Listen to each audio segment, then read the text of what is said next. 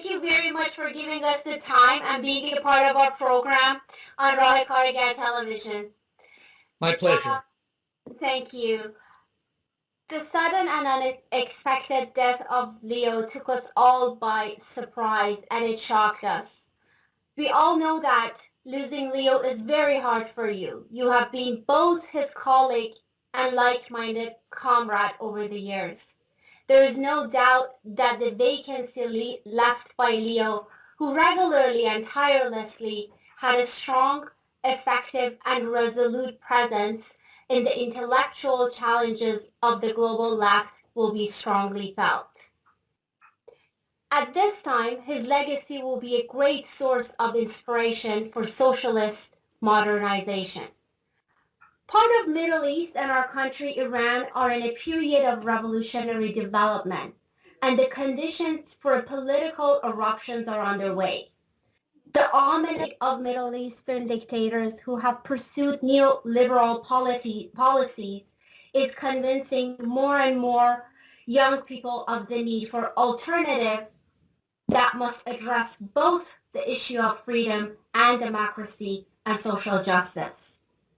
It is in this context that the reconstruction of the socialist left, which has been marginalized in the development of recent decades, is proposed as the alternative axis of democratic socialism. Leo and you are among those who have played an important role in the theoretical development of democratic socialism over the past half a century. Especially after the collapse of the Eastern Bloc, Leo was the editor of the Socialist Register for 35 years, one of the bodies that promoted democratic socialism.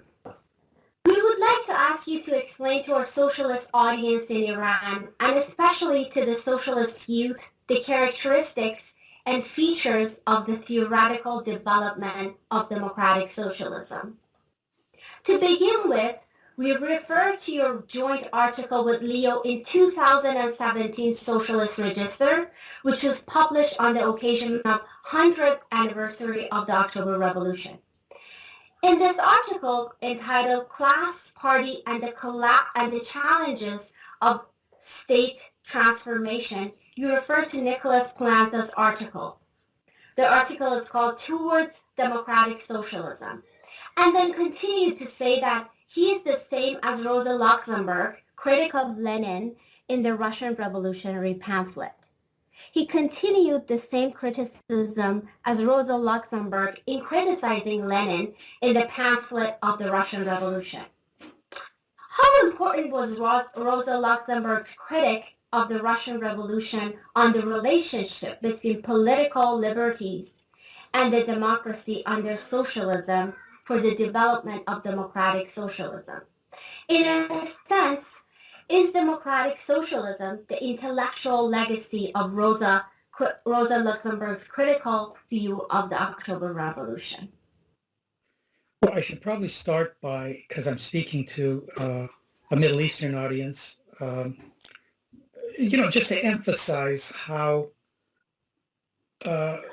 Marxism is historical materialism. And the historical part of this has to be taken very seriously. The context in which things happen is crucial. And so looking at history and different models is a question not of copying some model, but what can you learn from it in applying it to your own circumstances? And that's very crucial. So in terms of the question that you raised about Rosa Luxemburg, in the course of the Bolshevik Revolution, a critical question was how to deal with the bourgeoisie. And one of the implications that people came to was that you had to really limit their democracy. You had to limit free speech, you had to limit the free press. And the problem that Rosa raised, and I think she raised it cautiously, but it's something that we always have to really think about, is that when regimes begin to limit the democracy of any section of society, it tends to overflow into all sections. I mean, the critical thing about developing the working class in Russia was that if it was going to develop, it would have to debate, it would have to experiment, It would have to engage in different kinds of struggles. And so the danger was that if you, in the name of saving the revolution, limited free speech, limited the press, you were limiting the development of workers. And Rosa Luxemburg was so important for highlighting that. Now, what you do in particular circumstances is always going to be difficult. You have to judge your circumstances and how you balance these things. But what's so important is that Rosa was emphasizing, do not underestimate the importance of freedoms if you want the working class to develop. And that was crucial. This is incredible. At least for me, it's very comprehensive answer. My other question is, in addition to Palansas, you also mentioned other thinkers such as Andre Gortz, Ralph Miliband, Leon Siegel, and Hilary Wainwright, and others that have played a role in the development of democratic socialism. If you could explain for our audience and viewers the role of each of these socialist thinkers and politicians and their innovations that have been instrumental in the development of democratic socialism, obviously starting with Palansas and continuing the intellectual legacy of Rosa Luxemburg. Well, wow. So many names, I know. I throw in so many names. Let me just start with a few things. I mean, when we're thinking about the problem of socialism, there's a whole series of questions that have to be in the back of our mind. I mean, one question is, how do you take power? Which is what a lot of the concentration is on. How do you actually come to power? But I think even more important is, how do you create the kind of working class as a social force, as a coherent social force, with the confidence and capacities to affect things? Because if you don't, whoever is elected to lead the revolution won't have a base to do it with. It isn't just that they might not be radical enough, but they're going to look at the working class out there and they're going to say, well, they won't support us if we do these radical things. They won't support us if the bourgeoisie starts taking capital away and we have to go through crises. So a prior question always for the question of a political party is, how do you actually build the base? Not just how do you get elected, but how do you build the base? Then how do you come to power? And then a third question is, you have to think about the transformation of the state, because you can't just take over a capitalist state. The capitalist state developed historically. It has capacities to run a capitalist society. And if you try to use those capacities to run a socialist society, you're immediately going to come up against problems. The capitalist state has never figured out how to plan in a democratic way, for example. So you have to invent these things. So we have to be conscious of all those developments. And I think that all the thinkers that you raised thought about these questions very hard. So Palansas argued in the 70s, there was a debate about the weakness of the Marxist theory of the state, that you couldn't just say the state just represents the bourgeoisie. It was much more complicated. You had to understand the state as the state has a certain amount of autonomy. It can do things that individual capitalists who compete with each other can't do. So this gives it a certain amount of power. And at the same time, the state is thinking about how to reproduce the system, a capitalist system. It's got some autonomy in what it can do. It doesn't, General Motors or General Electric doesn't just call up capital on the phone and say, please do this for us. Because the state is developing the capacities to try to represent the class as a whole on the one hand, but also the system as a whole. And representing the system as a whole sometimes means making concessions to workers. Palansas once said the role of the state was to organize capital and disorganize workers. It's kind of a simple statement, but it has a certain amount of truth. So it becomes complicated because the state isn't just answering to capital. So one question is, how do we understand the state? How do we change? How do we understand how it changes? How do we understand the state under globalization? Where a lot of people said, well, under globalization, international capital will bypass the state. So this is very major question about what is the role of the state under globalization, which is something that Leo and I spent a lot of time thinking and writing about. So as as you look at all these thinkers, Andre Gortz, for example, tried to say the question isn't reform or revolution. Anyone who's trying to change things has to be involved in reform. You're trying to build a base. You're trying to develop people's strength and confidence and meet their needs. It's not reform or revolution, but what socialists add is to think about what kind of reforms change the balance of social power and make socialism, uh, the road to socialism more likely. So some reforms, a wage increase, may just mean that you're a better paid worker. Some reforms, like trying to get more time off the job, may give you the time to think and to read and to be politically engaged. It may have a different dynamic, but it's not automatic. I mean, I think one of the things that I would say about it isn't a question of thinking of, well, a particular reform is automatically revolutionary. You have to think about it in the particular context, in the ideology, the base. For example, people may have more time and they may decide that now they can go golfing. It's not automatic, but it is a question of, does it create more space for us, both in terms of what the demand is, but how you struggle for it. I'll give you another example. In Windsor, an auto town, during the financial crisis, a lot of workers were losing their homes. So the question is, what do you do about it? Well, the instinct of the union was to say, well, we're an important institution in this community. And they called the bank and they said, I have some people here who are losing their homes. Can you fix it? Another strategy would have been to mobilize people to go down to the bank and demand it to be fixed. In one case, you're responding relatively technically and bureaucratically, and you may or may not win, but you won't build much. In the other case, by getting workers involved and engaged to fight for this, you're building something.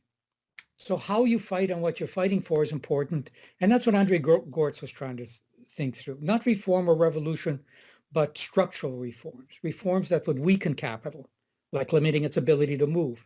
Reforms that would strengthen unions by making it more possible to have solidarity strikes instead of solidarity strikes being illegal. You can only strike around your own workplace. So that was the importance of people like Andre Gortz. People like Hillary thought very much about how, when you come to office, can you introduce reforms that extend democracy?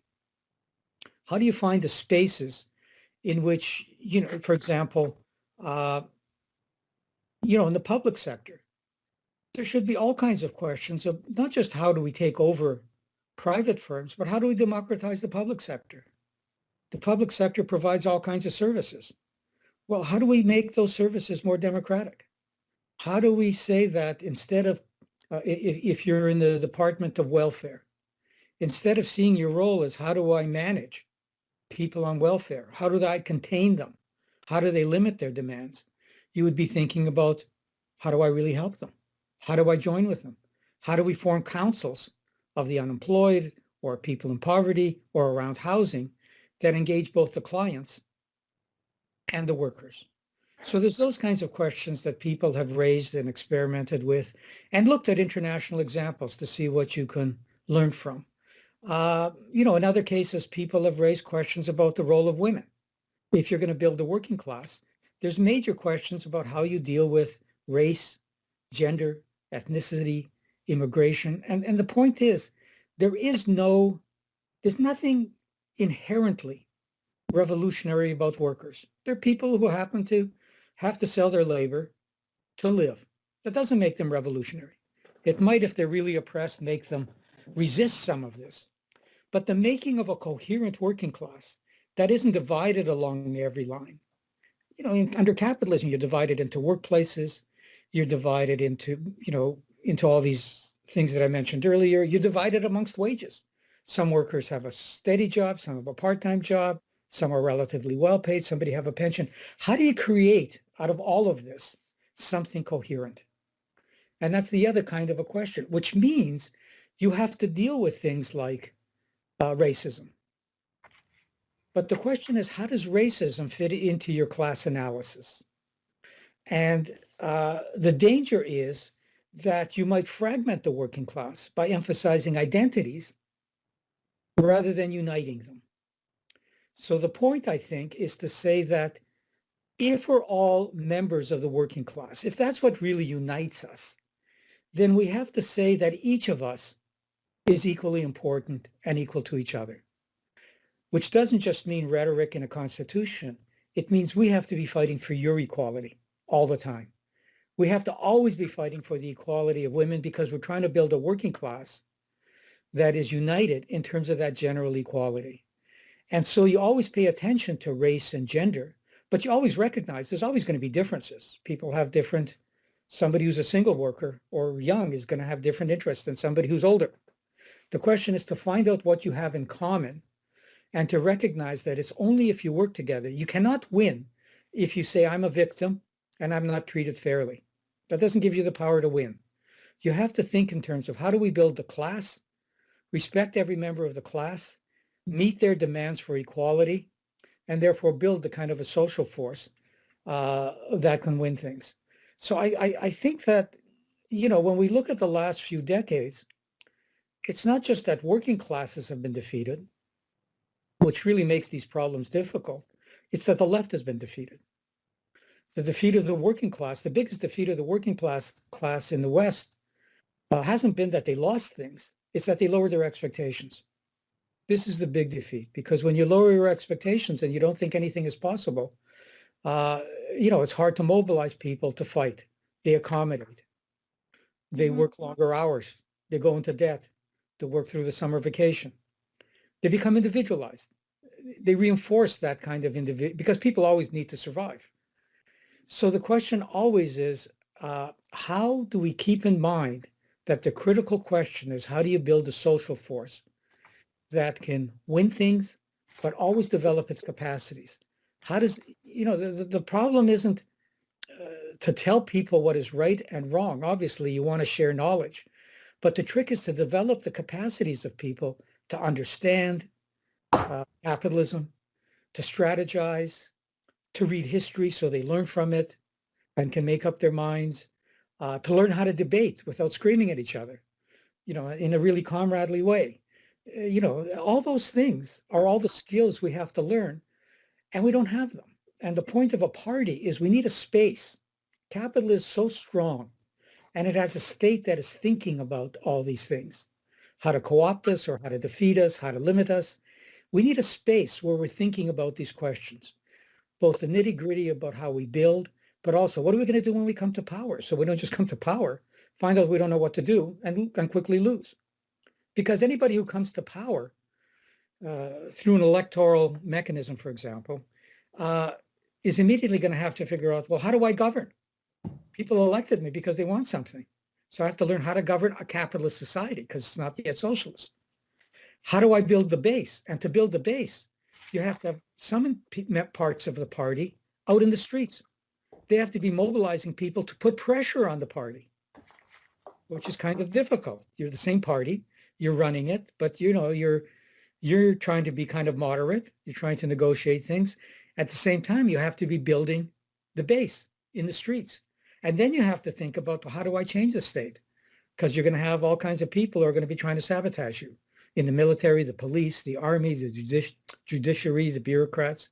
So you have to think about all of these things. One of the figures that I don't think you mentioned, but is very important, is Antonio Gramsci. And he was important because Gramsci is writing in the 20s. And he's jailed in the 20s, and he's thinking about these things.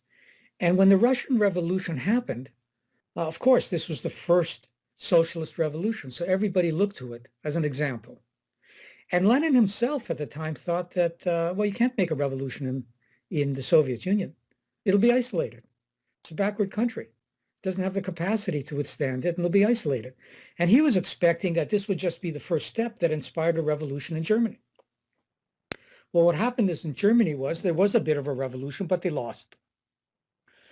And one of the conclusions that Gramsci drew from this is that in modern capitalist societies, where the state is embedded, it's legitimate, it's something that people respect, to argue for a coup won't work. When you argue for a coup, all you're doing is inviting the military to oppress you. They can say, see, they're not democratic. They just want to take over. So the question that he posed is that the left would have to figure out how to come to power in the context in which liberal democracy was very important to people. They saw liberal rights as things that they had won and fought for. They saw it as a chance to win some reforms. They saw it as a chance to give them space to be politically active. So he raised the question of, in that kind of a context, you can't just say, let's storm the state. You have to spend your time building around the state, giving people the confidence that we're right, our common sense is right, we can win everybody over, that the working class can win over a lot of professionals whom we're going to need. And we have to show that we have a way of winning and they have to join us. Not that we're just going to follow them, but they have to join us. So what you're doing is a building around the state. And that's what he kept emphasizing. And then Polantzis argued that, well, you also have to be in the state. You have to be in the state and outside the state. And then you have to figure out how in the state can you win the kind of reforms that begin to change the state. And, the winning of democracy, liberal democracy, was part of that. Before that, the state was something that was authoritarian, period. With democracy, the state begins to change. It has committees, it gives you some access, there's parliament. But we have to keep thinking, well, what else has to change? Can we change how the Department of Labor works so it actually represents working people? And these are, rather than saying, well, we need a Department of Labor so we can control workers and make them more competitive. Mm-hmm. So there's all these questions all the time that are constantly coming up. And we have to be, I think the biggest mistake is when we think we've answered all the questions. We have to be honest about the fact that we haven't made a revolution because we haven't quite figured out how yet. We have resisted, we have struggled. The struggles in the Middle East are inspiring, but we don't know how to do it yet. And a critical question is to learn from different examples, from looking at history. But one of the critical questions is this question of globalization. And I don't know if you want me to speak on that at all, or you've got other questions.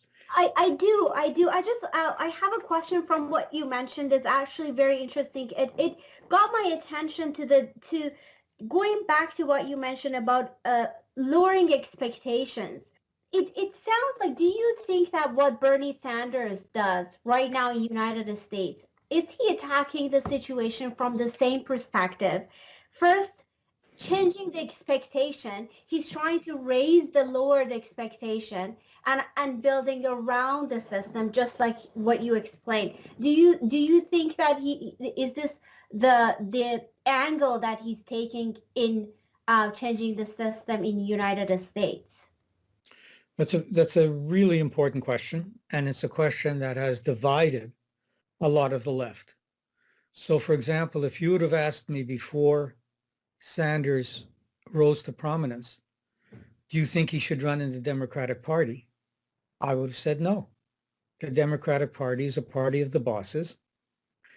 He won't win. And even if he won, they would try to undermine him. And even if he got to government, he couldn't do much because in the United States, there isn't a base for doing much. The unions are very weak.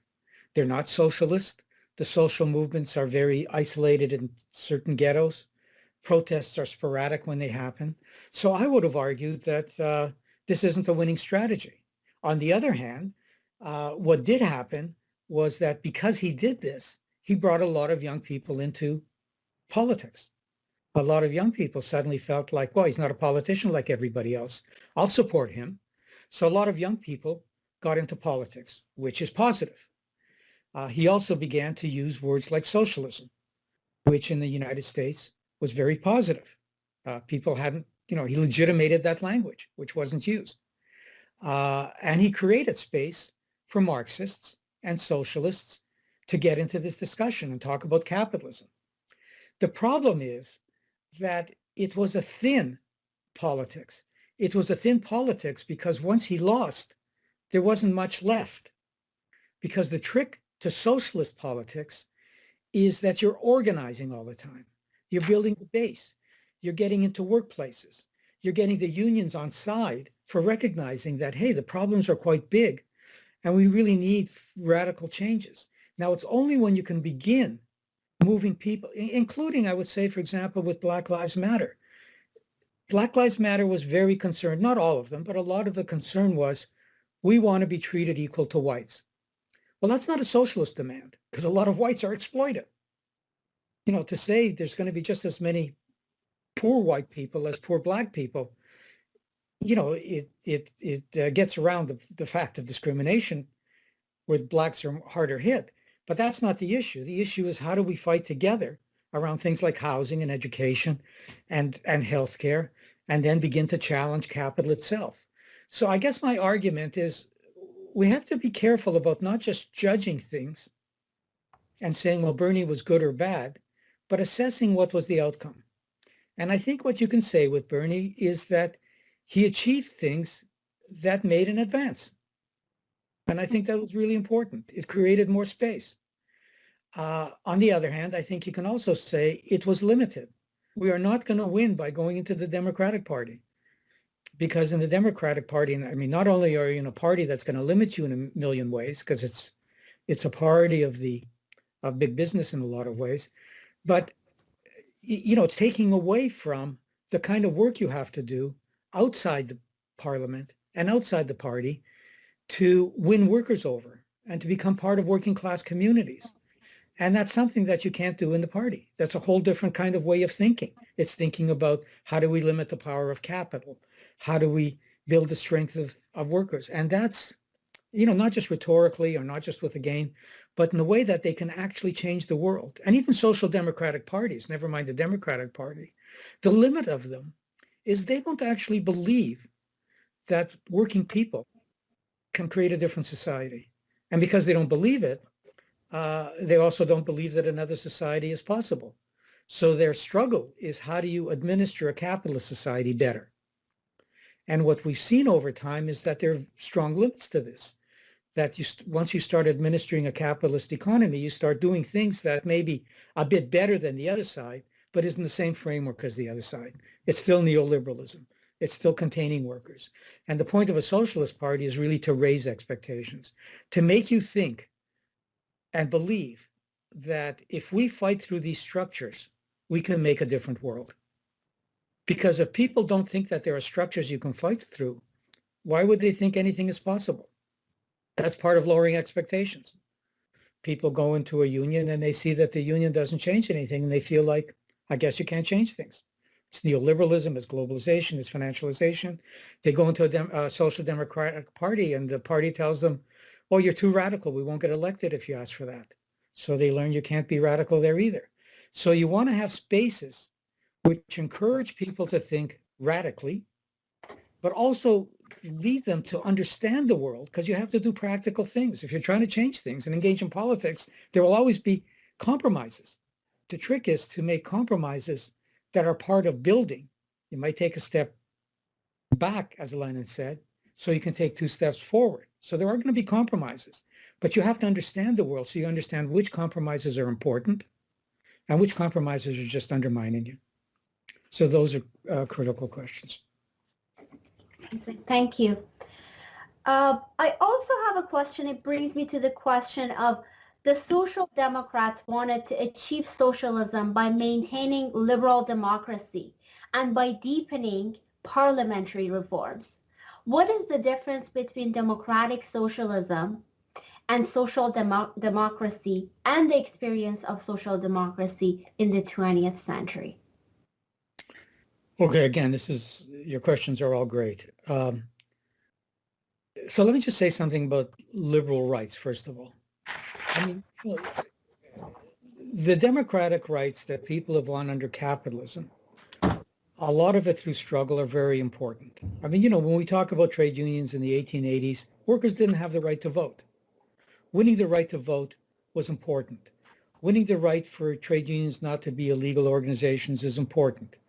Having a free press, access to the internet, so you can disseminate knowledge and everything, are important. We should not underestimate the importance of democratic rights. We need them to continue our fight, better than just being underground and being in jail all the time. Having these kinds of democratic rights are important.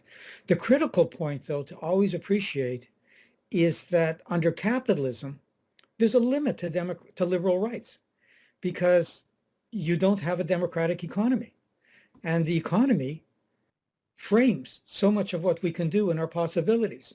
So you have a contradiction under capitalism between democracy in the sense of governing, that you can elect people, but you don't have democracy over the economy.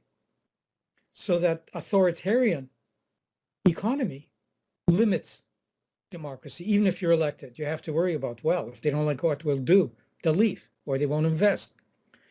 So the difference between social democracy and democratic socialism is that social democracy in the course of the 20th century came to accommodate itself to capitalism. It came to believe, and for example, in the 50s, it looked at capitalism was growing and the welfare state was growing, and they came to the conclusion that you will just get to capitalism through minor reforms. There'll just be steady growth. And there were people during the Russian Revolution, Marxists in Russia and in Europe, who also thought that. You just have to keep reforming capitalism. And that was a major misunderstanding of capitalism as a dynamic system who was going to keep growing and expanding its power, and it'll come up against limits. Because if, for example, you give workers security in the welfare state, it gives them the security to challenge corporate profits. It gives them security to say, we're going to raise our expectations. And that's what happened in the 60s. Workers who were more secure were suddenly a threat to capitalism. They were threatening corporations. They refused to accept the authoritarianism in the workplace. They wouldn't do it just because management said it. They refused to say, oh, your profits are down, why don't we take less? They said, why should we lower our expectations? So they became a problem for capital. And the issue was workers had to become more politicized to take that on. If you were just militant, over time, they would exhaust you. They would just let unemployment rise. And soon you'd be worried about having a job more than about having a better wage or about fighting for better working conditions. So the problem with social democracy is that what it really wanted of the working class was that you knocked on doors and you gave them money. And when they got elected, they would try to give you more within capitalism. And the dilemma was that when they got elected, one problem was they couldn't deliver, because it turns out that options had become polarized under capitalism. And if you didn't give in to the corporations, there wasn't much you could do. And if they weren't ready to challenge the corporations, they weren't able to give you what they promised. And they couldn't challenge the corporations because they hadn't developed the kind of working class that would be militant and pushing and fighting to support you. So they would be in that dilemma. And the experience was that everybody, and through the 90s, social democratic parties were elected all over Europe, and they were elected in our province in Ontario in Canada. And repeatedly, they not only betrayed the working class by enforcing neoliberalism, they sold it to them. They told workers that there's no choice. We'd like to help you more, but there's no choice. Capital is too powerful. And that was very damaging because that lowered expectations. That demoralized workers. And the outcome of that was that workers eventually ended up to be enormously frustrated. And out of that frustration, the question was, would the left take advantage of it or the right?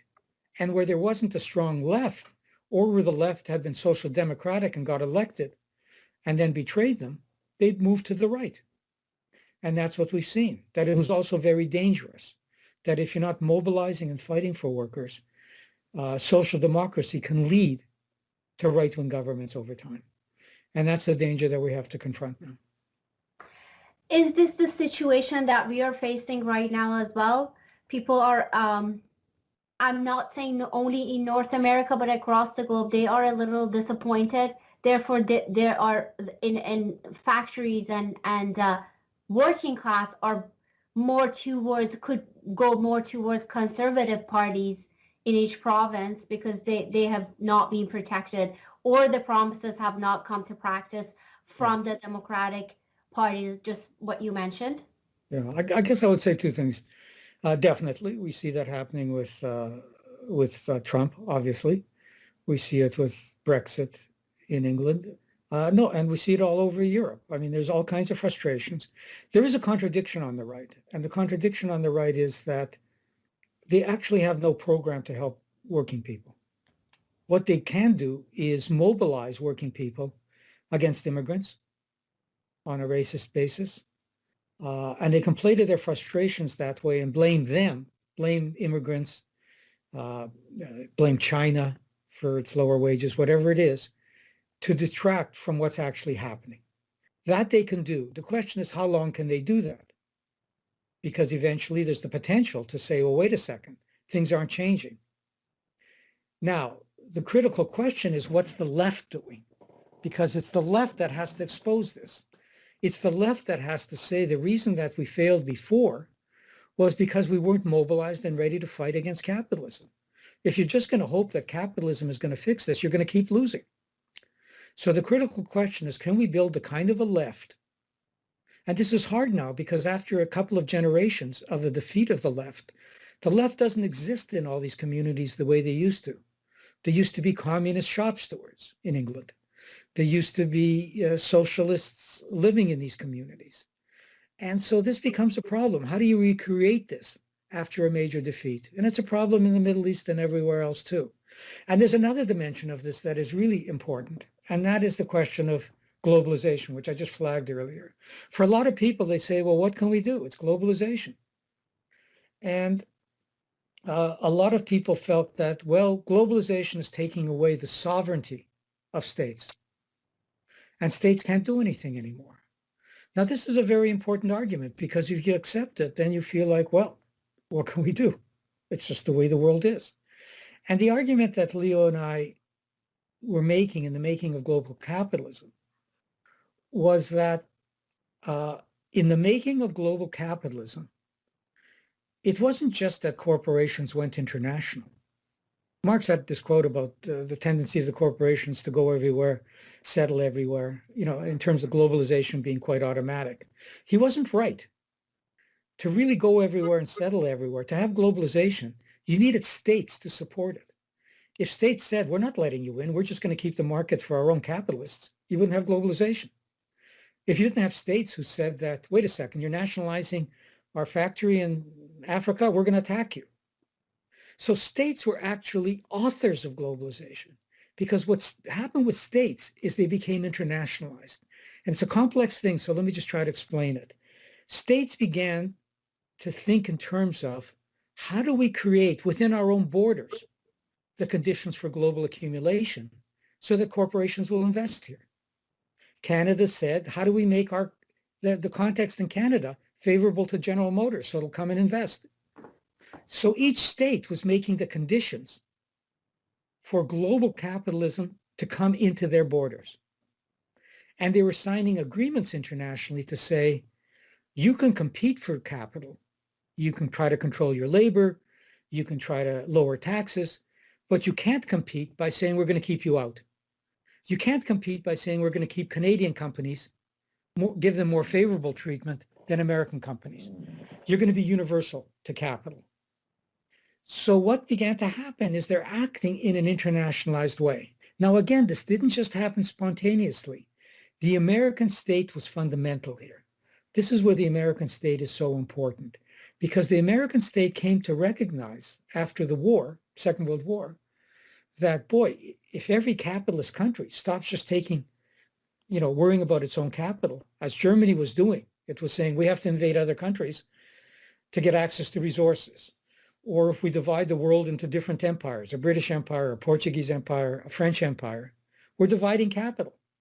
And that can lead to nationalism, which limits us. What we have to construct is a new world where capital is free to go everywhere, and it isn't divided into empires. We'll have a global capitalism where everybody has the right to buy resources, and it has two key aspects. It's going to be based on sovereign states. Instead of us controlling a state, we're going to let them vote or, have their own sovereignty.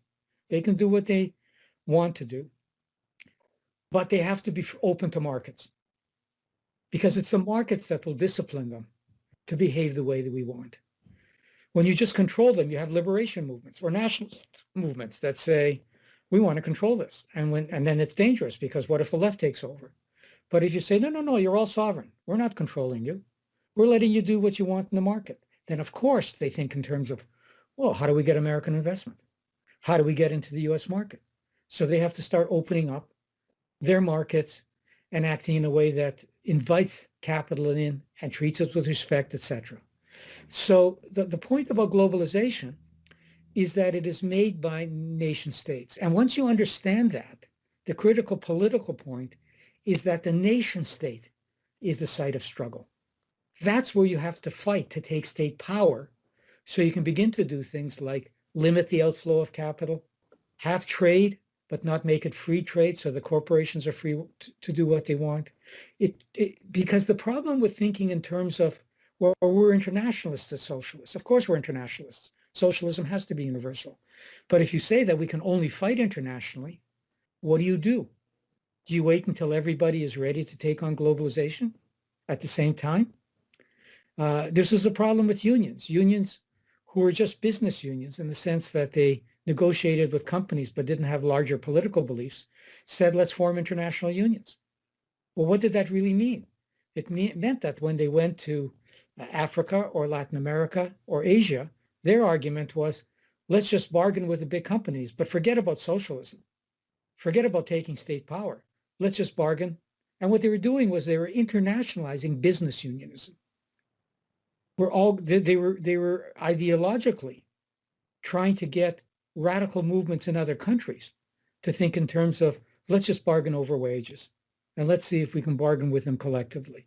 And let's not be politically and develop class forces. So if we really want internationalism, and I think people might find this controversial, I would argue that when there are specific things happening like an invasion or a threatened boycott, then we have to mobilize within each of our countries around a universalist basis to protect your democracy. That we have to do in the name of, well, you're supposed to be a democracy. This is supposed to be a liberal capitalism. So then we have to do that. But we cannot pretend that we can, a lot of unions don't agree with each other. They don't even have solidarity between public and private sector workers. They're competing over who's going to organize a particular plant. They have different philosophies. If they don't have unity within their own country, how do you expect them to be able to act in solidarity across borders and different languages and different cultures and different laws? So the way that we can help the global South the most is let's strengthen ourselves, because only if we strengthen ourselves can we help them. Then we can argue that they should forgive your debt, or we should transfer technology to you. That's one thing we have to do. We have to strengthen ourselves. Second of all, if you're fighting in your own country, you're creating spaces for others to struggle. If all you're doing in your own country is giving up things, you're making it harder for everybody else to struggle. So you have to struggle in your own country. And the third thing that's very important, and this is for us, is that there have been rebellions and attempts at socialism in the global South. And a lot of what the North does in the West is every time something happens, they jump on it and they say, aha, socialism is coming. This is the revolution. And when it fails, they move to someplace else. So first they get excited about Venezuela. When that disappoints them, they talk about Bolivia. Then there's the Arab Spring, so they go there. And then they choose, then it's in Egypt, so that looks good. This isn't helpful. What we have to do is to say, people are fighting, and their fights are very difficult.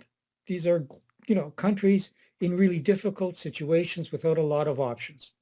If we can support them, good. But what we have to recognize is it's going to be very hard for them to win. And we have to look at this and say, what are they doing that we could learn from?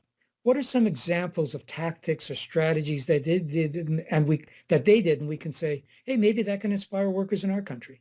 Maybe we should do that.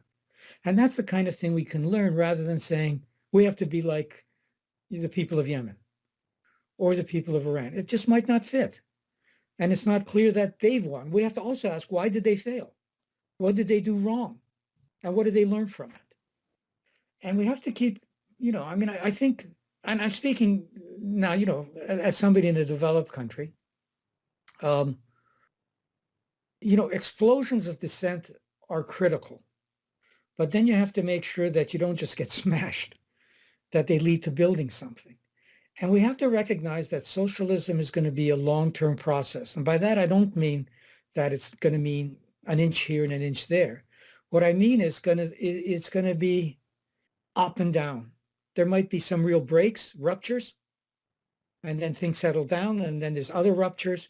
But it's going to be a long process because we're trying to change how people think and relate to each other. And if we can't make ordinary people think that they can run the world and they can change the world and they can seize power and that they actually understand the world and they're developing their tactics and strategies and they have vehicles that they can fight through, we're never going to get there. So, it's a hard, long, and uneven process. And a lot of internationalism has to be to discussing these things about what are we learning from each other. I mean, that's just so critical because we don't know that much is the problem. So we have to learn a lot from each other. And I think the questions that you're raising, I think the importance of learning these historical lessons is to think of them as lessons, not as models. Not that any one of these people had the answer, not that what the Russians did is a model. It's about, but what do we learn? What did they do right? And what problems did they come up against that we're going to come up against? How do we learn all of these things? And so self-criticism is absolutely fundamental. And a part of self-criticism is that we really respect the people that we disagree with. And I don't mean we should stop disagreeing. And, the Bernie Sanders thing is a good example. I might have disagreed a lot with the Bernie Sanders people, and I still would, say that I think that, you're developing the organization, it's too thin, or that Bernie Sanders was really a left social democrat. He wasn't really taking on the question of how do you get rid of capitalism. He was really trying to improve it in radical ways. But I would give him a lot of credit. And I would say that it's important for people who are potential allies but have disagreements to keep arguing with each other. And over time, to figure out campaigns that we can do jointly. Because when you struggle jointly, you might find out that you actually agree a lot more, or that may lay the base for actually coming together at some point, because we're not going to win if we're fragmented all over the place. So I think being non-sectarian is important. And what I mean by that is I just want to be clear. I'm not saying that whoever wants to change things, you say, well, that's fine. It means that, yeah, it's great that you want to change things and people will do whatever they want independent of what you think they'll do. So we should argue. We should argue about who's right as a way of learning, but we shouldn't make them into our enemies. We should be very careful about making them into our enemies. Very interesting.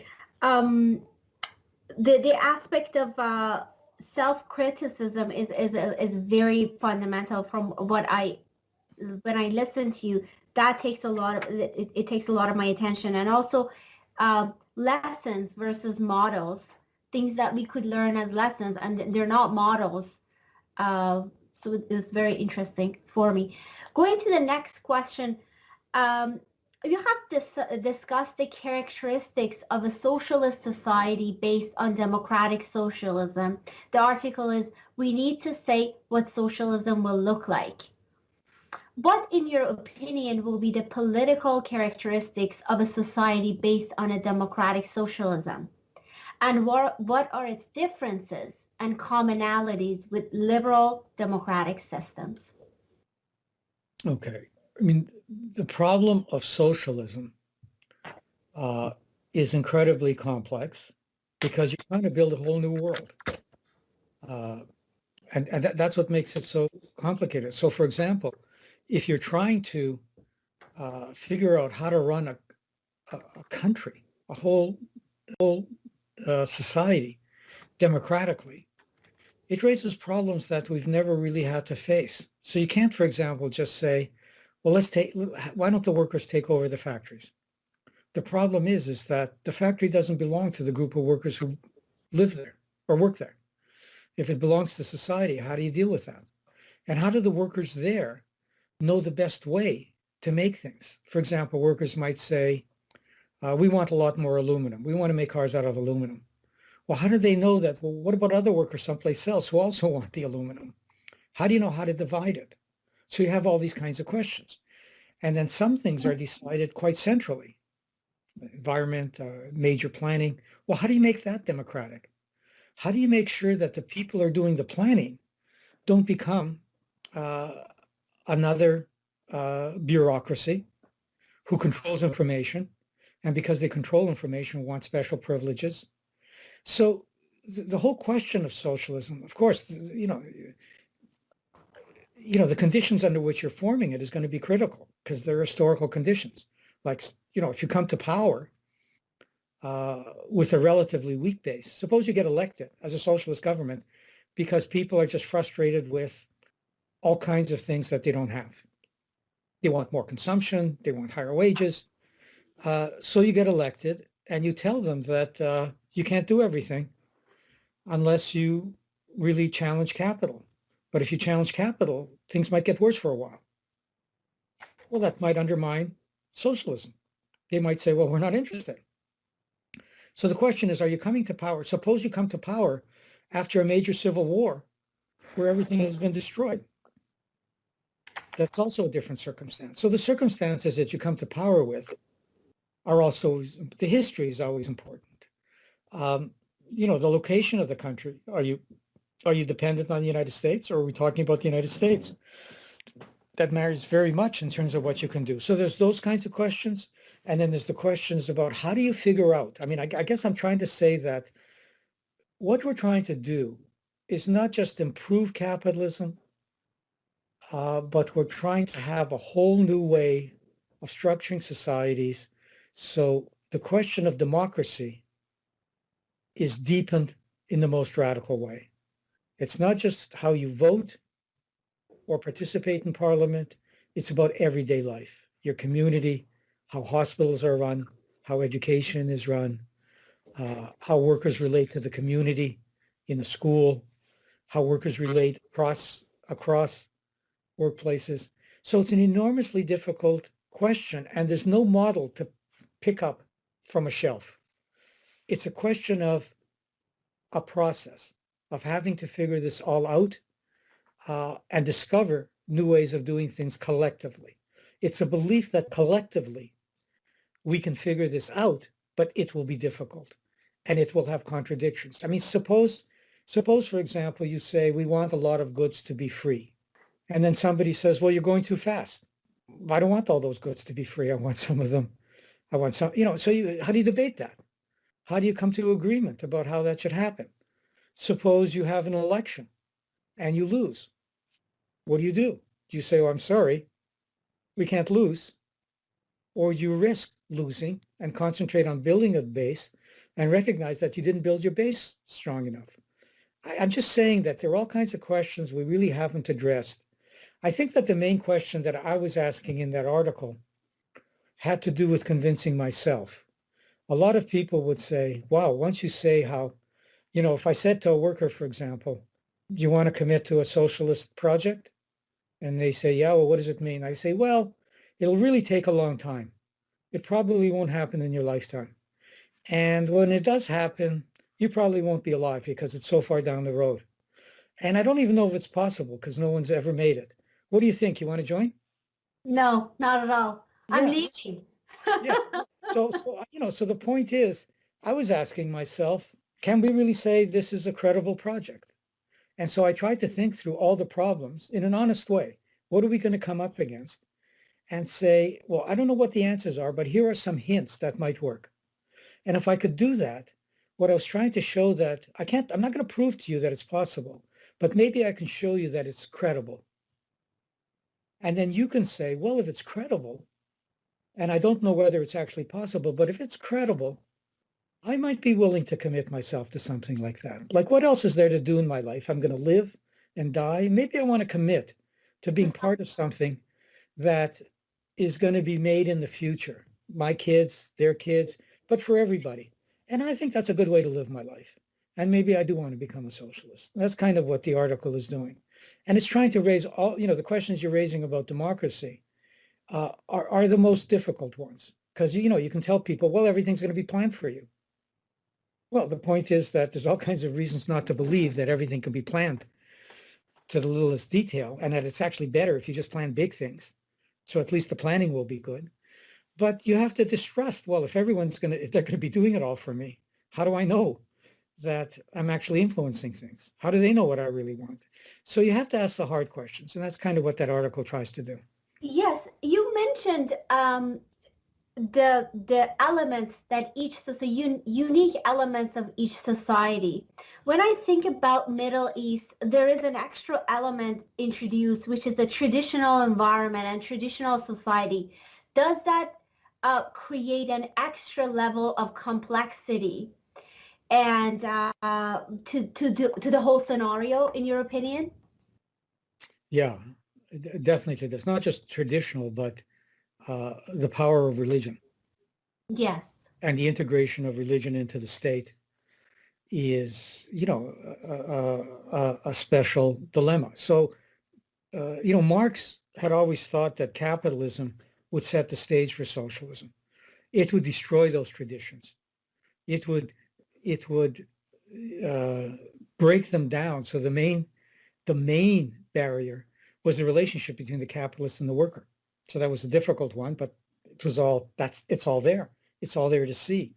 And you got rid of all the traditional things about from the feudal system, or slavery, whatever it was. And in the case of the Russian Revolution, that didn't happen. It happened in a backward country where 80% of people were peasants and had, what people would now call backward beliefs in terms of religion and traditions and what's right and what's wrong. Had some traditions that were progressive, but a lot of that. So they had to cope with a lot of this question of traditions too. And that's one of the things that made the revolution so difficult. One of the things they were worried about, I'll give you an example, a difficult question. And Isaac Deutscher raises it, is that once they made the revolution, if they would have had a vote about whether people wanted to continue it, they thought they would lose. And if they lost, they thought that there would be carnage, that everybody who was progressive would be, killed, jailed, etc. So the question is what to do. And they decided they couldn't have a vote. They had to try to make this progressive, because if they lost, it would be worse for everybody. So, there's those kinds of difficult decisions. But I think in the Middle East, yeah, what you're saying is, is very important. There's the international context, and what the international context does. There's the question of religion in the state. There's the question of people who say they're anti-imperialist, but use it in a nationalist way, or to, or to reinforce anti-democratic powers, which also happens. So you're always trying to unpackage these things. What does their anti-imperialism mean? Yeah, and these are very difficult questions. And there's also the question of whether the elites in these countries over time actually want to be integrated into global capitalism, but they want to be integrated in a way that they have such special privileges within it.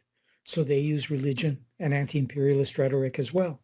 So yeah, I think my main point on this would be that young people trying to think these things through will get insights from the great theoretical thinkers that have emerged over time. But they really have to do, the most important thing is to do the concrete.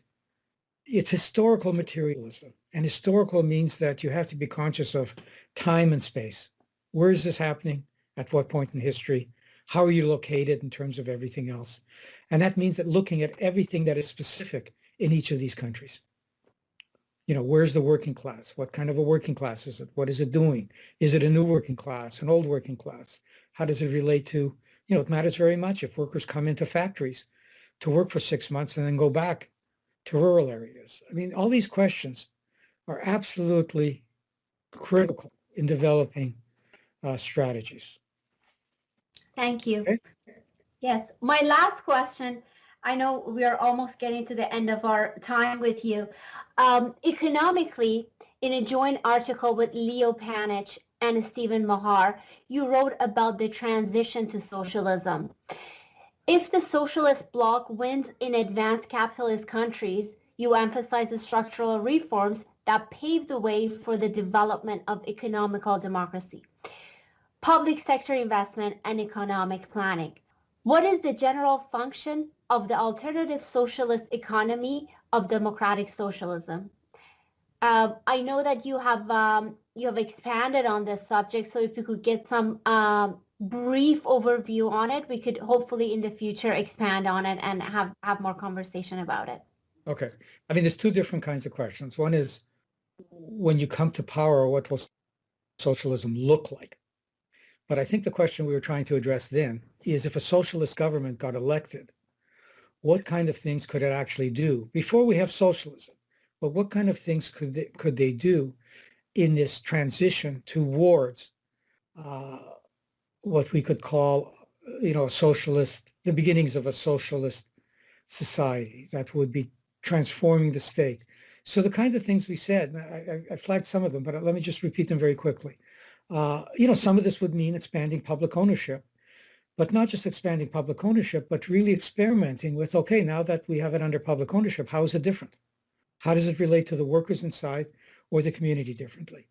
But what do we do with all the social, most of developed countries have a fairly big public sector already. The point is, it's not socialist and it's not democratic. So why don't we start see that as a place to actually work on?